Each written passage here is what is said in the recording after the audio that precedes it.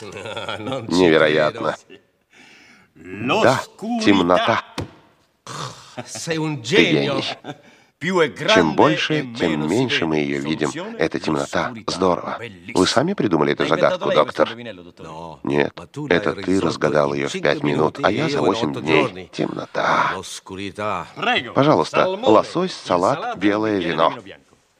Еще загадка Гвидо. Нет, моя очередь.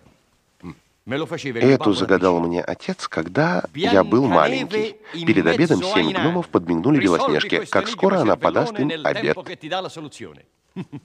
Сложно, тут какая-то тонкость. Угадаю прямо сейчас. Сейчас.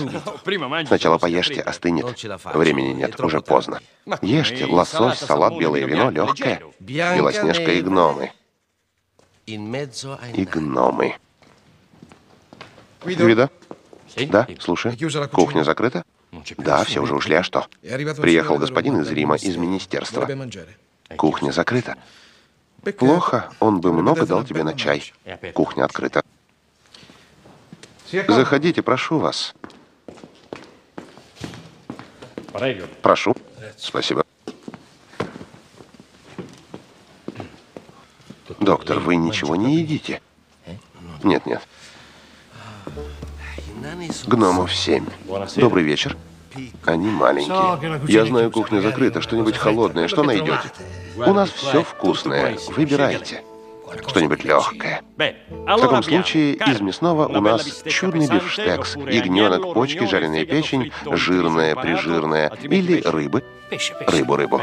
Отлично, есть жирный палтус, угорь, начиненный жирной колбасой с соусом гран-марнье, или постный лосось.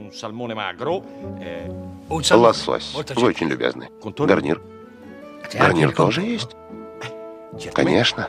Есть сильно-сильно зажаренные грибы, картофель с маслом из Нанси и жирный соус. Мне очень легкий салат. Если его нет, то ничего. Легкий салат? Очень жаль, потому что сильно зажаренные грибы — просто конец света. Итак, легкий салат, постный лосось и стакан белого вина. Верно? Прекрасно. Поскорее, пожалуйста. Буду стараться.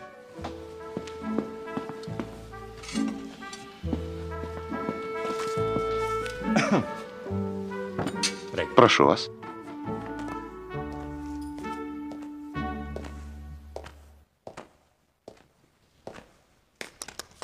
Как скоро она подаст обед?